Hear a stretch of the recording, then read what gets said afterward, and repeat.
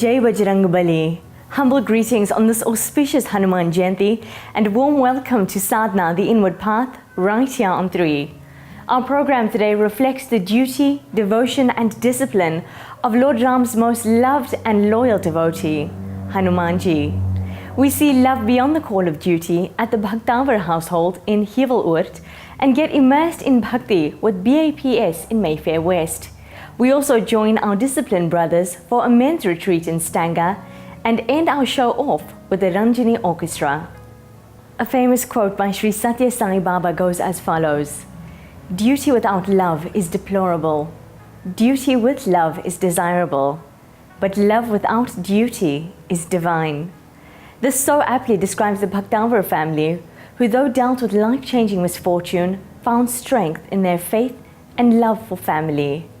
In the prime of his soccer career, 14-year-old Benny, the nephew of soccer legend Deshi Bhaktawer, was suddenly struck down by meningitis. 20 years later, Benny is still being lovingly cared for by his parents, and Sadhana was blessed to witness this pure love in action.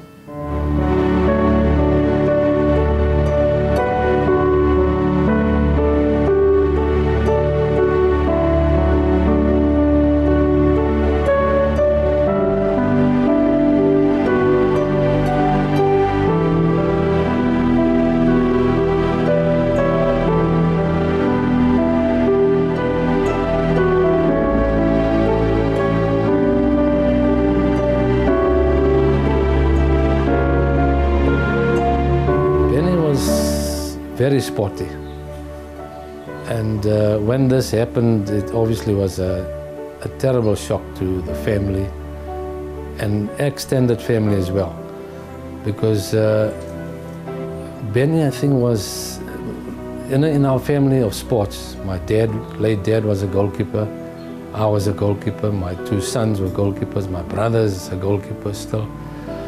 And Benny was taking that footstep.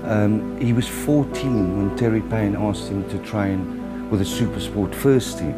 So already there were plans for him, to go further with his soccer career. But not just that. He was at 14. He was Northern Transvaal tennis. He was Northern Transvaal cricket.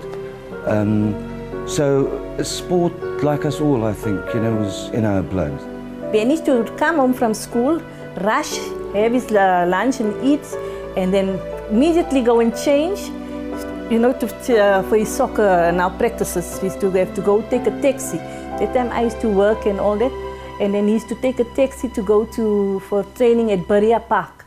It was at Berea Park. That time it was for Supersport, I think it was.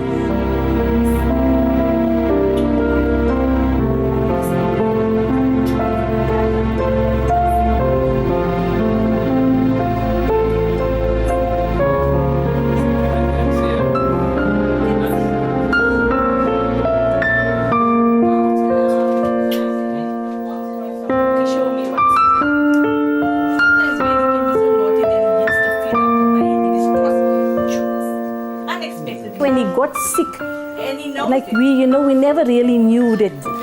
Initially, he went on his own to the doctor. He didn't even tell me and his father that he was getting sick. He thought it was flu, and he went to one of the doctors that he was a friend, and that doctor gave him medication to say, it's a flu. Then while we had a function, we got a phone call, and the Shin said that Benny's not well at all.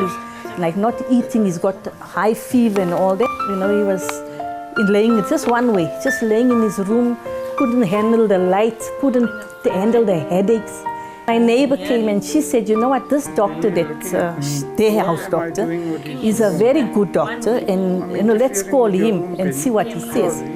So then I, because he wasn't well and he was weak, and then I just said, okay, let's call him. And we brought him home and everything, and he saw Benny and all that, and he said, he suspects Benny's got meningitis. What do we know? I didn't know really that time that meningitis was so bad,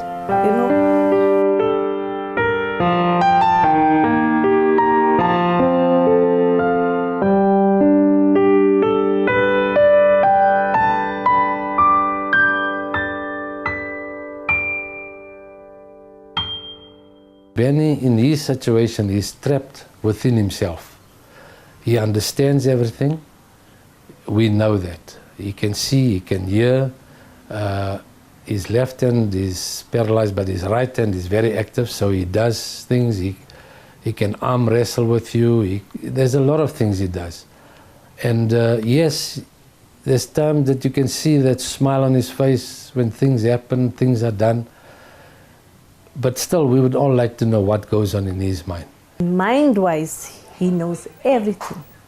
Even if I give him a book, sometimes when I'm reading it, if I see people like in his condition, when I see miracles happening, I'll take the paper, the book to him and I'll show him. He'll actually take and hold that paper and he'll look. When I say, Benny, look how they can, people like you, look at how they can, I say, it's all to do with your mind. If you can do it, I'm sure you can get better.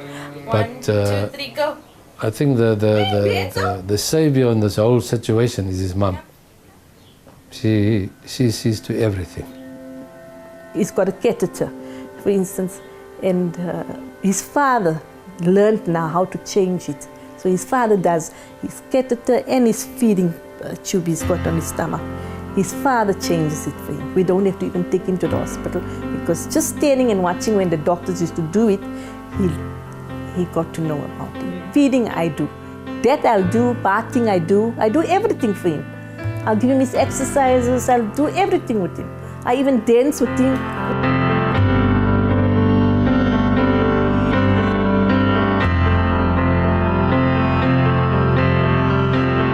And his mothers are with him the whole day.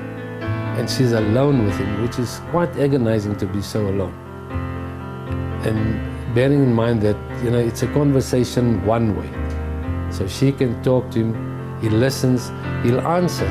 He does answer with signs, finger, yes for one, no, his two fingers. And there's times when he's in the mood, he'll nod his head, yes and no. And there's times when you ask him also, have you got pain? He can show you where it is. It just wouldn't, and then you've got to do it. But the important thing for anybody out there is this situation is to give that love. It's easy to put a person like that into an institution and carry on with your life. But we felt, what life do we have? That's our life, it's our family. There's times now that we, myself and my wife, can't attend a wedding together. One has to go, one has to stay. But we've made peace with that. And to have him with us, and to have him at home, that gives us the greatest of pleasure.